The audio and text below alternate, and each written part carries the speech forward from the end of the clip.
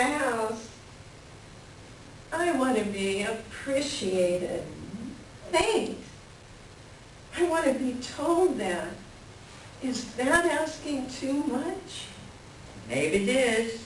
But look who you're asking. What time does Irv get back? Noon, or just about. He used to eat lunch at the yard. Can't afford it now.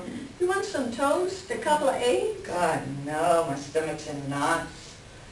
What about just kicking Mario out of the house? I can't do that. Why not? He's hardly spending any time there anyway. Just tell him to hit the bricks. With the kids and all? You'd rather they see you fight all the time? What do they think? Well, Joey loves his father. Wants to be just like him. I took him to Southwick to buy shoes last week. He didn't want shoes. He wanted cowboy boots just like his dad's. Had a shit fit until the store, right there in the store until I give in. Mario, I would shoot the bastard. No, Emily, don't do that. Sometimes I think I could without blinking. Pow! You left him before. Leave him again.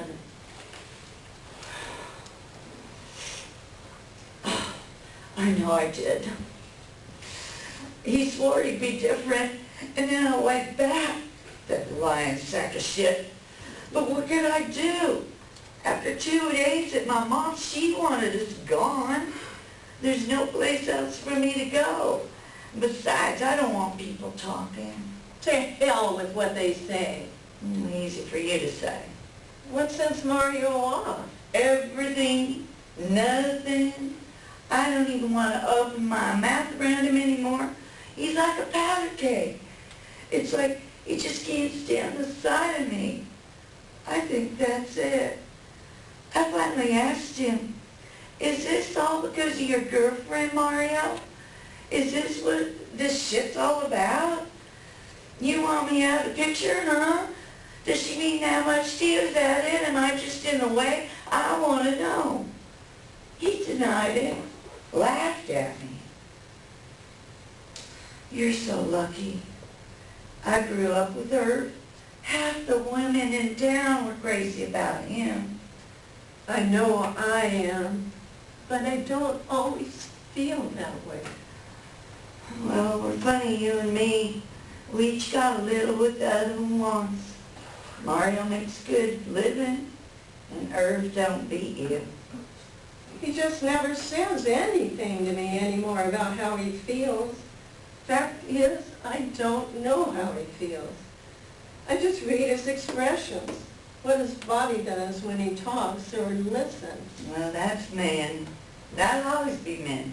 I know it's men, but sometimes you want a little clue, a few words.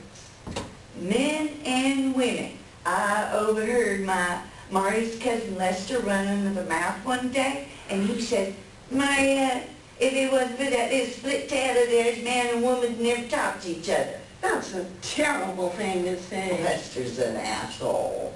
Worse around women than Mario is. And Lester's wife, did God put a stupider, homelier woman on earth? She just lets Lester run on with that foul mouth of his, doesn't say a word. Probably wouldn't know what to say she could. But what Lester said got me thinking. Maybe it's true. Maybe that's all we're good for. Now don't you go believing that, Annalie. And anytime you do, you come and talk with me. Promise? Promise? Okay, I promise. You need a break from each other. Let Mario spend some time on his own and maybe he'll see he's got his head up his ass. I ain't holding my breath on that one. Besides, what would people think? Let them think what they want. Sure, easy for you to say. Who has to know? Dora Miller, how long have you lived in this town? Not as long as you. There's no secrets in this place, sweetheart. You, of all people, should know that. What's so funny? I was just thinking of Lester with his pants down around his knees, half his ass hanging out, and the worst breath you ever smelled, like something died in his mouth. And him talking about women that He way. ain't no dreamboat, that's for sure. You know who is, though? Who? The colonial bread man. And, oh God, he reminds me of Earl Flynn. No, Bert Parker's from Beat the Clock. Do you know that? Know him. I buy half of what's on his truck just so he'll stay longer. You want to try our buttercrust bread? It's new. Hell yeah, so I'll try it, stay longer. We'll eat the whole loaf. I've got a surprise for you. A surprise? Earl will kill me for buying it, but I'm bookkeeping 3 days a week now at the hospital, and I thought I deserved a little treat. Something besides the box of nylons Earl always buys me for my birthday, for Christmas, for anything. What is it? Oh, I got it at Hungry Music on Friday. A record? And, oh, after I left work, it's still in the wrapper. Oh, a record? Not just any record.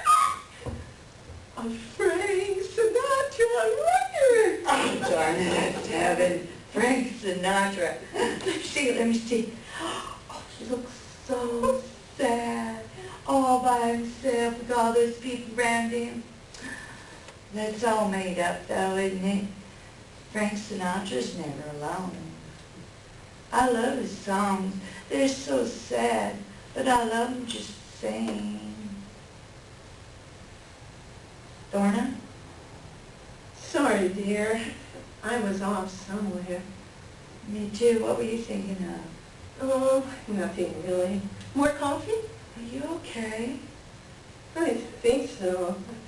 I just had one of those minutes. Too much thinking. I do that a lot when I'm sad. Do I make you sad talking about my problem? Of course not. I do it to myself. You know, this time together means so much to me. I don't ever want it to change. It won't. Anyway, when I was a little girl, I remember being sad as many times as I remember being happy, sometimes more. It shouldn't be that way, should it? I don't know. How should it be? Oh, I don't know either. Doesn't it seem that being young should be just about happy memories? Woman who has just happy memories. Tell me. You call Earth the dreamer. Irv says I never know when I have had enough, that I never know how good I have it. Maybe he's right. That I'm one of those people who will never be satisfied. Maybe I'm just spoiled. You're a lucky person, Dorna. You said you were thinking about when you were a little girl. I was. And? I'd gone up to Agua Catalina to stay at Grandpa's hotel. I was maybe 7 or 8. We spent part of each summer there. Papa liked the mineral baths, liked to sit on the hotel front porch and drink wine with his brothers. I loved it up there too. It was early September, Labor Day weekend, because I just had a birthday and my mother had brought me this beautiful silk scarf. I try it on several times a day in front of the mirror, strike different poses with it. Each time I put it on, I loved it even more. Even in the heat, I'd wear it to dinner. Each time it made me seem like a different person, someone very glamorous and grown up. It was warm, hot in fact. Each morning I'd walk with my cousins down to Boy's Spring where we'd swim. Then a fire broke out in the hills. We could smell it first, and then the valley started to fill up with smoke. It was like fog, except very hot, and it burned your eyes and it burned your nose. Guess left. The fire spread, and the next morning Grandpa had us all gathered up in Johnny Lucia's truck, and we started to drive away. I was thinking about Frank Sinatra songs out in the kitchen. They're all about losing something, aren't they? What happened to the scarf? When Johnny's truck started to pull away, I remembered the scarf in its little box in my room, and I jumped out of the back of the truck. My cousins all shouted at me, but I didn't care. I ran back to the hotel, and just as I reached the first step, Grandpa lifted me off my feet and carried me back to the truck. I kicked and screamed for him to let me go. Have you told me this story before? It's my clearest memory as a young girl, and one that keeps playing again and again. It's as though it happened yesterday. Silly, I know, a stupid little scarf. Don't sound silly to me. But Grandpa's hotel didn't burn down, and the scarf was there when I returned. I still think I lost the scarf forever, that it burned up, even though it didn't. It's weird, Donna. I was just imagining what Irv would think if he walked in on us now. I'd be embarrassed, maybe even feel a little foolish. He'd look at me and ask, "What's wrong?" And I wouldn't know how to answer. Well, you can't be working every waking minute, can you? I couldn't tell him what's wrong because I don't really know myself. I'm sad. I have these feelings, and they're not Irv's fault, even though I try to blame him. It's normal. Normal? I think so. What's the term anyway if you take an hour or two to yourself? What do you think he's doing at the stockyards right now? I feel guilty I'm not doing more, that I'm wishing the business would go under just to prove I'm right. It's terrible to feel that way. You work harder than anyone I know, Donna. I don't feel I match up, that I don't want the same things Irv does, and God's punishing me because of it. Irv says it isn't so bad if you don't think about it, and I ask him, how do you do that? That's when Irv grins a bit, the way he does when he thinks he knows something you don't. Just work hard all the time and the good Lord will provide. Work hard because that's what we're put here to do. No mystery to it. The more you think about it, he said, the more complicated it becomes. But who wants to work all the time? I sure don't. Besides, you can't work all the time. It's impossible. Sooner or later, you gotta stop or fall over dead. What do they say? Stop and smell the goddamn roses. Whenever he catches me crying, and it's less and less often now because I don't let him see it, he asks, what are you so unhappy about? Is life that bad? And I can't tell him why. All the things I've ever thought of saying disappear. And I stand there like an idiot. Maybe I'm afraid to tell him. Or maybe the real reason is I just don't know. We're a pair, aren't we? It's all my fault. What is? You're feeling this way. If I hadn't come up here and told you what I told you, you wouldn't be sad. I don't think it's that simple, Annalie. So what do we do now? Laugh or cry? Well, let's laugh. I need to do a load wash. Yeah, I need to go home. You know, you seem much softer, much more relaxed than when you arrived.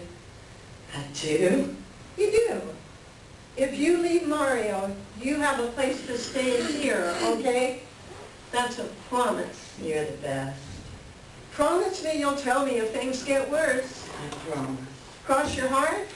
Cross my heart. Curtain.